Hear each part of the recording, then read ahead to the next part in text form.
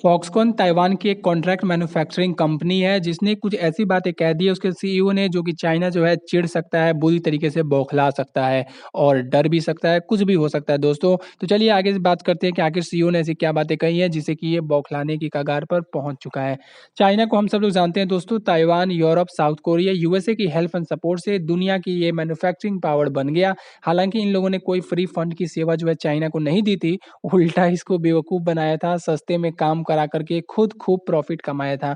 और चाइना जो है ये बातें समझ गया, इसलिए अब ये इनसे कहता है निकलो बाहर यहाँ से, दफ़ा हो जाओ, हमें तुम्हारी ज़रूरत नहीं है।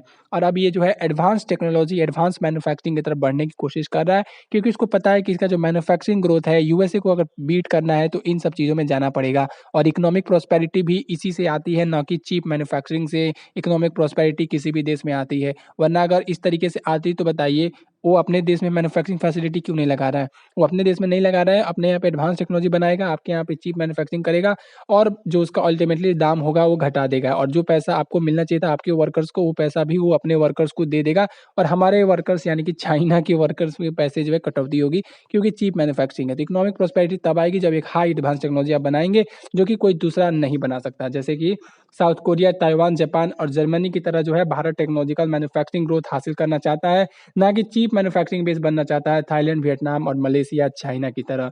अभी कुछ दिनों पहले ही पीएम मोदी जो है फॉक्सकॉन के सीईओ से मुलाकात की थी, जिसमें फॉक्सकॉन ने भारत को जो है new manufacturing sector in the world कहा कि वो इसे बनते हुए देख रहा है। तो ये भारत के लिए काफ़ी अच्छी गुड न्यूज़ है, क्योंकि इससे भारत में ज़रूर इन्वेस्टमेंट बढ़ने वाला है, क्योंकि फॉक्सकॉन ऐसी बातें कह रहा है, इसका मतलब वो इन्वेस्टमेंट ज़रूर करेगा। और ये एक इलेक्ट्रॉनिक कॉन्ट्रैक्ट मैन्युफैक्चरिंग कंपनी है, तो इलेक्ट्रॉनिक में ज़बरदस्त बूम भारत में देखने को मिलने वाला है। साथ ही साथ उसने ये भी कह दिया कि चाइना में जो मैन्युफैक्चरिंग सप्लाई का इकोसिस्टम है वो बनने में 30 साल लगे थे और भारत में ये जो है महज कुछ सालों में ही बन करके तैयार हो जाएगा। फॉक्सकॉन भारत में अपने इन्वेस्टमेंट को तेजी से बढ़ा रही है, जिससे कि लोकल इलेक्ट्रॉनिक्स इंडस्ट्री जो है उसको काफ़ी ज़्यादा फायदा मिलता हुआ नजर आएगा।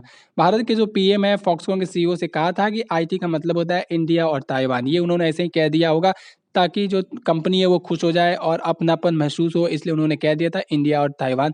दोस्ती की तरह अगर आप हाथ बढ़ाएँगे तो ज़ाहिर-सी बात है कोई आपके यहाँ पे खुशी-खुशी आएगा, वरना मतलब आएगा लेकिन उतना ज़्यादा खुश नहीं होगा, इसलिए उन्होंने कह दिया होगा। तो इसमें कोई बहुत बड़ी बात नहीं है। फॉक्सकॉन जो है 2005 से ही भारत में है, बट मेजर एक्सपेंशन जो है उसने अब शुरू किया था 2022 से, जिसमें कि manufacturing of the smartphone, television, electric vehicle जो है ये सब शामिल है। फॉक्सकॉन का प्लान यही सब है कि वो भारत में जो है बिलियंस ऑफ डॉलर का इन्वेस्टमेंट करेगी, जिससे भारत में मैन्युफैक्चरिंग फैक्ट्रीज़ लगाएगी, जिनका जो टर्नओवर है बिलियंस ऑफ डॉलर्स है और उसमें ऐड करेगा जीडीपी में भारत के वो अलग से। तो जो फॉक्सकॉन है वो तमिलनाडु, तेलंगाना, आंध्र प्रदेश, कर्नाटका इन स्टेट्स में जो है इन्वेस्टमेंट जो है उसको अपने बढ़ा ही रहा है, जैसा कि हम सब न्यूज़ में पहले भी देख चुके हैं। और भारत में जो है इंडस्ट्रियल पार्क्स और इंफ्रास्ट्रक्चर को भी बूस्ट देने में ये फॉक्सकॉन जो है काफ़ी ज़्यादा मददगार साबित होगा। इसी के साथ-साथ फॉक्सकॉन जो है चाइना से बाहर जो है अपॉर्च्युनिटीज़ को देख रहा है, क्योंकि वो एक किसी पर निर्भर नहीं रहना चाहता है। भारत इसमें बदलते हुए दौर में सबसे अहम पार्टनर निकल कर के सामने आता है। इसलिए इंडिया में उसके लिए अट्रैक्टिव डिसीजन है आना, इसलिए सोच करके इंडिया और चाइना में जो है इलेक्ट्रॉनिक मैन्युफैक्चरिंग जो है उसको बढ़ावा मिलेगा। तो ये अच्छी बात है, भारत का पीएलआई है, इससे भी काफ़ी ज़्यादा अट्रैक्शन जो है उसको मिल रहा है भारत में आने के लिए। और साथ ही साथ अगर हम देखेंगे तो ऐसा नहीं हो सकता कि चाइना से सारी मैन्युफैक्चरिंग जो है वो भारत में शिफ्ट हो जाएँगी, क्योंकि अगर हम देखेंगे शेंज़न जो ग्वांग्जू है वहाँ पे, वहाँ का जो जो भी सबसे ज़्यादा इलेक्ट्रॉनिक मैन्युफैक्चरिंग हब है वो, और वहाँ पे जो फैक्ट्री है वो भारत में जो $1.2 बिलियन का इन्वेस्टमेंट करके जो फैक्ट्री लगा रहे हैं इलेक्ट्रॉनिक्स बनाने के लिए, वो उसकी बराबरी नहीं कर सकता। और इसी के साथ-साथ वो नहीं है कि सिर्फ़ और सिर्फ़ भारत में इन्वेस्ट कर रहा है, वियतनाम और थाईलैंड के में भी उसने इन्वेस्टमेंट किया है, मलेशिया में भी इन्वेस्ट किया है, जहाँ पर वो इलेक्ट्रिक व्हीकल्स बनाने की बात कर रहे हैं।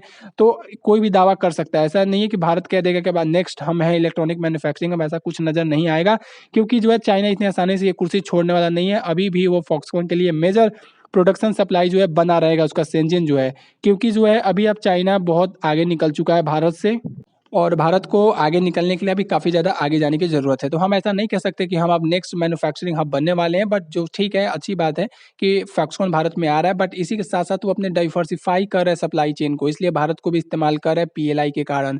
और थाईलैंड भी अपनी जगह पे अच्छा खासा उसको इंसेंटिव देता है, वियतनाम भी देता है, वहाँ भी ये लोग जाते हैं। 1.2 बिलियन का वहाँ भी इन्वेस्टमेंट किया है दोनों देशों में। तो ये अच्छी बात है, दोनों जगह पे कर रहे हैं, हमारे देश में भी कर रहे हैं, तो हमें इस पे ध्यान देना चाहिए। हमारा मार्केट बड़ा है, आगे चल कर के हम काफ़ी ज़्यादा इसको बूस्ट कर सकते हैं। बट ये जो 2 देश हैं थाईलैंड, वियतनाम ये नहीं कर सकते क्योंकि इनका मार्केट खुद उतना बड़ा नहीं है। केवल एक्सपोर्ट करोगे तो ऐसा होता तो केवल एक्सपोर्ट करने के लिए कोई आपके देश में नहीं आता है। आपका मार्केट भी लेगा तभी वो आएगा क्योंकि वो आपकी कंपनी नहीं है। तो चाइना को अभी दूर-दूर तक कोई टक्कर देता हुआ नज़र नहीं आ रहा है इलेक्ट्रॉनिक्स में क्योंकि $1 ट्रिलियन का अभी तक वो एक्सपोर्ट करता है हर साल इलेक्ट्रॉनिक्स में। भारत उसके आस-पास भी नहीं है बट पहुँचने की कोशिश कर रहा है, ये अच्छी बात है।